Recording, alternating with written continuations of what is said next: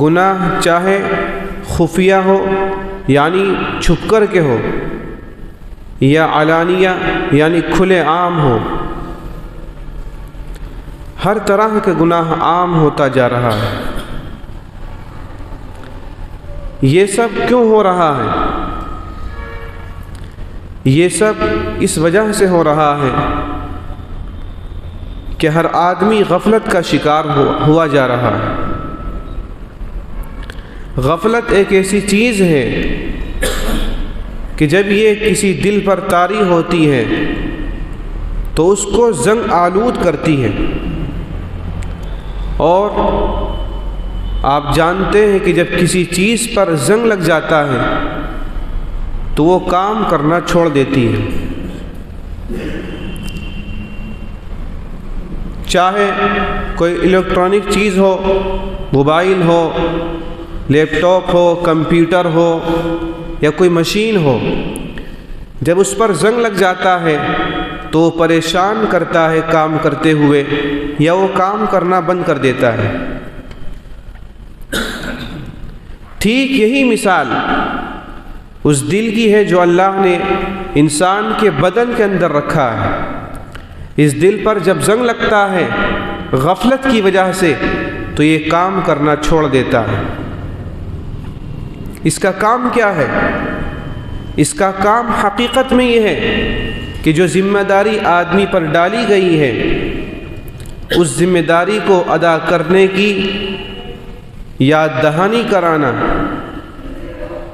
اس کا کام یہ ہے کہ یہ آدمی کو اللہ کی یاد میں مشغول رکھے، ذکر الہی میں مشغول رکھے۔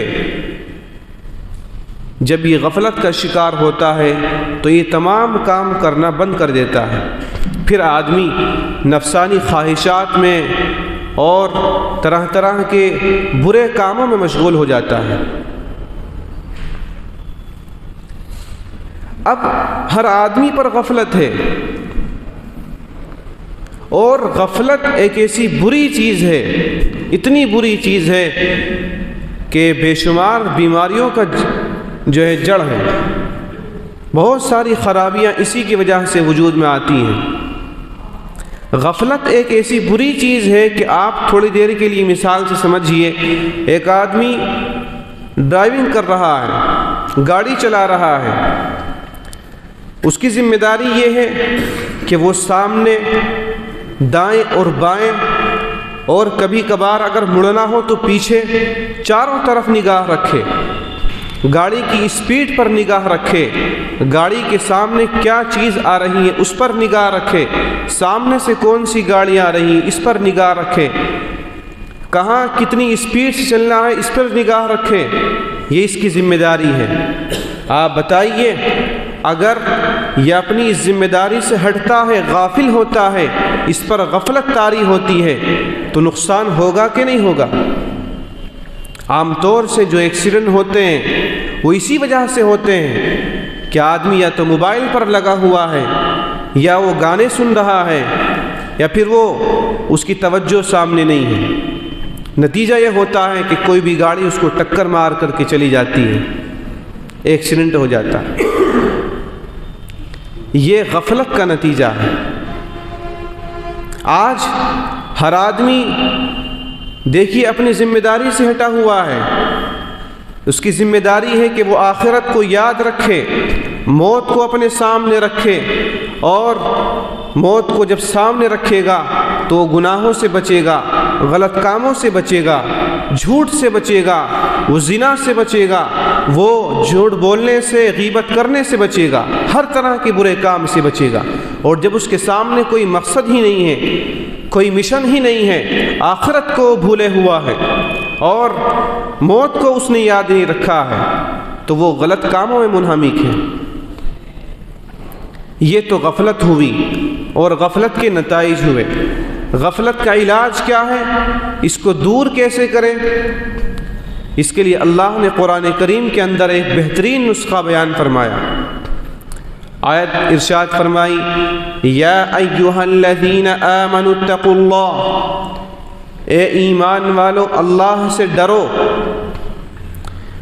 غفلت اگر دور کرنی ہے تو اللہ سے ڈرنا پڑے گا، تقوی دل کے اندر پیدا کرنا پڑے گا۔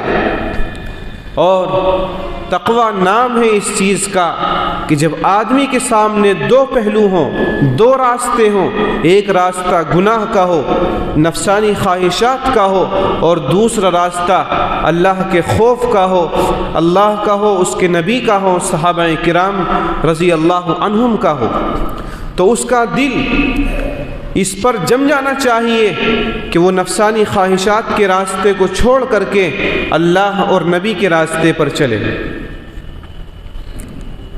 تقوی اس چیز کا نام ہے۔ اللہ سے ڈرے گا تو یہ چیز پیدا ہوگی۔ پھر آگے اللہ نے ارشاد فرمایا کہ تقوی دل کے اندر پیدا کیسے ہوگا؟ کیا کوئی نسخہ پیا جائے گا گھول کر کے؟ اس کے لیے کوئی دوائی یا ٹیبلٹ آتی ہے جو کھائی جائے؟ اللہ نے فرمایا وَكُونُوا مَعَ الصَّادِقِينَ۔ اس کے حاصل کرنے کا طریقہ یہ ہے کہ تم ان لوگوں کے ساتھ اٹھنا بیٹھنا رکھو، ان کے ساتھ نشست و برخاست رکھو کہ جو سچے ہیں، جو اللہ کی نظر میں سچے ہیں، ان لوگوں کے ساتھ اٹھو بیٹھو چلو پھرو کھاؤ پیو۔ کیونکہ آدمی جس کے ساتھ بیٹھتا ہے، جس دوست کے ساتھ وہ دوستی رکھتا ہے، اٹھنا بیٹھنا رکھتا ہے، تو اسی طرح کے اثرات اس کی زندگی پر مرتب ہوتے ہیں۔ اگر وہ اچھے آدمی کے ساتھ اٹھنا بیٹھنا رکھے گا تو اس کے دل کے اندر بھی اچھائی آئے گی، برائی سے نفرت آئے گی، گناہوں سے نفرت اس کے دل کے اندر پیدا ہوگی، سنت سے محبت اس کے دل کے اندر پیدا ہوگی۔ اس کی مثال، بہت بہترین مثال اس کی بیان فرمائی گئی کہ اگر آپ کسی عطر بیچنے والے کے پاس اٹھتے بیٹھتے ہیں تو آپ کو دو بینیفٹ ہیں، دو نفع ہیں، دو فائدے ہیں۔ ایک فائدہ تو یہ ہے کہ جب آپ اس کے پاس اٹھنا بیٹھنا رکھیں گے، اس سے دوستی رکھیں گے، تو وہ آپ کو مفت میں عطر کا پھویا دے دے گا۔ وہ دیتے ہیں نا تھوڑا سا روئی پہ لگا کر کے عطر، لو بھائی سونگ لو۔ ایک فائدہ تو یہ ہوا۔ دوسرا فائدہ یہ ہوا کہ آپ جب تک وہاں بیٹھے رہیں گے آپ کو برابر خوشبو آتی رہے گی، آپ کا ذہن اور دماغ معطر رہے گا، بہترین طبیعت آپ کی رہے گی۔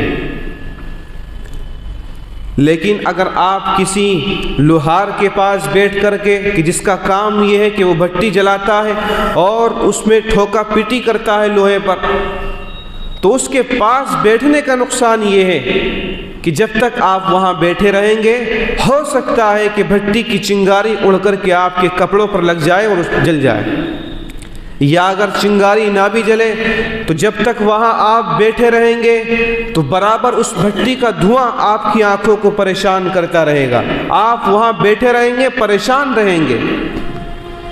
یہ مثال بیان کی گئی۔ ٹھیک یہی مثال آپ سمجھیے کہ اگر آپ اچھے دوست کے پاس بیٹھیں گے، سچے اور نیک آدمی کے پاس بیٹھیں گے، اللہ والوں کے پاس صحبت اختیار کریں گے، تو آپ کے دل کے اندر جو زنگ لگ چکا ہے وہ ختم ہوگا۔ اور اگر کسی فاسق، فاجر، گناہگار، زانی اور ناچنے گانے والے کے پاس آپ بیٹھیں گے تو جب تک وہاں بیٹھے رہیں گے برابر برائی کے اثرات آپ کے دل کے اندر پیدا ہوتے رہیں گے۔ اس لیے اس کو ذہن میں رکھیں اور اس غفلت کو دور کریں۔ ایک چیز تو یہ ہوئی کہ آپ کسی اچھے دوست کے پاس بیٹھے ہیں، حقیقت میں جس طرح سے آپ سب لوگ ایک ساتھ بیٹھے ہیں، ایسے ہی آپ برے لوگوں کے پاس بیٹھے ہیں، حقیقت میں وہاں آپ بیٹھے ہیں اس کے پاس، یہ چیز تو آپ کی سمجھ میں آ گئی۔ لیکن ایک دوسری چیز ہے کہ آپ ان کے پاس بیٹھے تو نہیں ہیں، برے لوگوں کے پاس آپ بظاہر تو نہیں بیٹھے ہیں، لیکن آپ موبائل پر وہ چیزیں دیکھ رہے ہیں کہ جو شریعت میں ناجائز ہیں، فلمیں ہیں، گانے ہیں اور لہو و لعب کی چیزیں ہیں، بیکار کی چیزیں ہیں، آپ وہ دیکھ رہے ہیں۔ تو جب تک آپ وہ دیکھ رہے ہیں تو سمجھیے آپ ان کی صحبت میں بیٹھے ہیں۔ آپ دیکھیں گے موبائل میں وہ چیزیں تو وہ چیزیں دیکھ کر کے آپ کے دل کے اندر وہی اثرات آئیں گے۔ اور اگر آپ موبائل کے اندر کسی کی تقریر دیکھیں گے، کسی اللہ والے کا بیان سنیں گے، کسی کی دعا سنیں گے، قرآن کریم سنیں گے، نعت پاک صلی اللہ علیہ وسلم سنیں گے، تو آپ کے دل کے اندر وہی اثرات مرتب ہوں گے۔ اور آپ بالکل یقین جانیے، یہ بات یقینی ہے، 100% یقینی ہے کہ معاشرے میں جو بگاڑ کا سبب ہے، جو گناہوں کی کثرت کا سبب ہے، اس کی جو وجہ ہے وہ موبائل کے ذریعے اور ٹیلی ویژن کے ذریعے ان ناچنے گانے والوں کی طرف سے جو پیغام عام کیا جا رہا ہے، محبت کرنے کا طریقہ جو بتایا جا رہا ہے، ایک دوسرے سے پیار اور عشق کرنے کا طریقہ جو بیان کیا جا رہا ہے، وہ معاشرے کو تباہ کر کے ڈال رہا ہے۔ آپ اگر کسی اللہ والے کے پاس بیٹھیں گے تو اللہ کی یاد آئے گی، کسی فلم بنانے والے کے پاس آپ بیٹھیں گے تو آپ کے دل کے اندر بھی ایکٹر بننے کا شوق پیدا ہوگا، آپ کے دل کے اندر سنگر بننے کا شوق پیدا ہوگا۔ آپ کے دل کے اندر یہ شوق پیدا نہیں ہوگا کہ میں بھی تہجد گزار بنوں، میں بھی قرآن کریم کی تلاوت کرنے والا بنوں، میں بھی اللہ کو یاد کرنے والا بنوں۔ یہ شوق آپ کے دل کے اندر تبھی پیدا ہوگا جب آپ کسی اللہ والے کے پاس بیٹھیں گے۔ اس لیے کسی نے صحیح کہا ہے کہ اگر بلڈنگوں والوں کے پاس بیٹھیں گے تو دل میں خواہش پیدا ہوگی کہ جس طرح سے اس نے اونچی بلڈنگ بنا رکھی ہے، کاش میری بلڈنگ بھی ایسی ہو۔ اور اگر کسی اللہ والے کے پاس، کسی اللہ کو یاد کرنے والے کے پاس، کسی شیخ کے پاس آپ بیٹھیں گے تو دل کے اندر یہ کیفیت پیدا ہوگی کہ جس طریقے سے اس کے چہرے پر نور ہے اور اس کا لباس اور حلیہ نبی صلی اللہ علیہ وسلم والا ہے، کاش میرا لباس اور میرا حلیہ بھی ایسا ہو۔ اللہ کی محبت اور نفسانی خواہشات میں یہی فرق ہے۔ اللہ نے دل بنایا ہے، اللہ کی رائے کہ وَاذْكُرْ رَبَّكَ فِي نَفْسِكَ تَضَرُّعًا وَخِيفَةً، کہ اپنے رب کو یاد کرو دل ہی دل میں، چاہے زور سے یاد کرو، گڑ گڑا کر کے یاد کرو، چاہے آہستہ یاد کرو۔ غافل مت بنو، غافل مت بنو۔ غافل بننے سے بہت زیادہ نقصان ہوگا، ذاکر بننے سے بہت زیادہ فائدہ ہوگا۔ ایک روایت میں نبی علیہ الصلوۃ والسلام نے ارشاد فرمایا، احب اللہ بکل قلوبکم، کہ تم اللہ سے محبت کرو اپنے پورے دل سے۔ پورے دل کا کیا مطلب ہے؟ مطلب یہ ہے کہ ایسا نہ ہو کہ دل کے کئی ٹکڑے ہو جائیں، ایک ٹکڑا کہیں پڑا ہوا ہے، دوسرا ٹکڑا کہیں پڑا ہوا ہے۔ پورا دل اللہ کی طرف متوجہ ہونا چاہیے، اس کی یاد میں لگنا چاہیے۔ یہی فرق ہے اللہ کے رائے۔ اللہ چاہتا ہے کہ میرا بندہ مجھ سے محبت اس طریقے پر کرے کہ دل مجھے دے دے، باقی جسم کہیں بھی ہو۔ آدمی کا پورا بدن مسجد میں ہو تب بھی اللہ خوش ہے، بازار میں ہو تب بھی اللہ خوش ہے، دکان میں کاروبار میں مشغول ہے تب بھی اللہ خوش ہے، آدمی تجارت میں مشغول ہے تب بھی اللہ خوش ہے، کھیتی باڑی کر رہا ہے تب بھی اللہ خوش ہے، اور شادی بیاہ کر رہا ہے سنت کے طریقے پر تب بھی اللہ خوش ہے، بیوی کے ساتھ ہے تب بھی اللہ خوش ہے، بچوں کے ساتھ مشغول ہے تب بھی اللہ خوش ہے، دسترخوان پر کھانا کھا رہا ہے تب بھی اللہ خوش ہے، پانی پی رہا ہے تب بھی اللہ خوش ہے، گاڑی چلا رہا ہے تب بھی اللہ خوش ہے۔ کچھ بھی کرو، جائز کام کچھ بھی کرو، مسجد میں رہو، گھر میں رہو، بازار میں رہو، اللہ خوش ہے۔ بس ایک چیز اللہ کو دے دو۔ وہ چیز کیا ہے؟ کیا ہے وہ چیز؟ اپنا دل۔ اور شیطانی نفسانی محبت کیا کہتی ہے کہ جسم مجھے دے دو، دل کہیں بھی رکھو۔ آپ بتائیے کہ جو شیطانی محبت ہوتی ہے، لو جس کو بولتے ہیں، پیار جس کو بولتے ہیں، جو بگاڑ کا سبب ہے معاشرے میں، اس میں کیا ہوتا ہے کہ بس ہمیں جسم سے مطلب ہے، دل سے مطلب نہیں ہے۔ دل کہیں بھی پڑا رہے تمہارا، ہمیں جسم دے دو، ہماری پیاس بجھا دو جسم سے، دل کی ہمیں ضرورت نہیں ہے۔ اللہ کہہ رہا ہے ہمیں دل کی ضرورت ہے، جسم کی ضرورت نہیں ہے۔ اسی لیے کہا گیا کہ وَاذْكُرْ رَبَّكَ فِي نَفْسِكَ تَضَرُّعًا وَخِيفَةً، اپنے رب کو یاد کرو دل ہی دل کے اندر، چاہے زور سے ہو، چاہے آہستہ ہو، مجمع میں ہو یا تنہائی میں ہو، خلوت میں ہو یا جلوت میں ہو، دل کے اندر اللہ کی یاد ہونی چاہیے۔ اللہ کی یاد ہوگی تو آدمی گناہوں سے بچے گا۔ قرآن کریم میں نسخہ کیمیا بیان فرما دیا گیا، یا ایھا الذین آمنوا اتقوا اللہ، اے ایمان والو اللہ سے ڈرو۔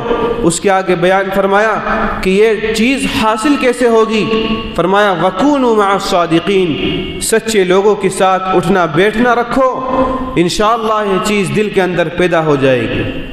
اور یہ تجربہ ہے، آپ کسی کے پاس بیٹھ کر کے دیکھیں، کسی ذکر کرنے والے کے پاس بیٹھ کر دیکھیں، دل میں خود بخود ایسی چمبک لگی ہوئی ہے، ایسی مقناطیس لگی ہوئی ہے کہ دل اس کی طرف کھینچا چلا جاتا ہے۔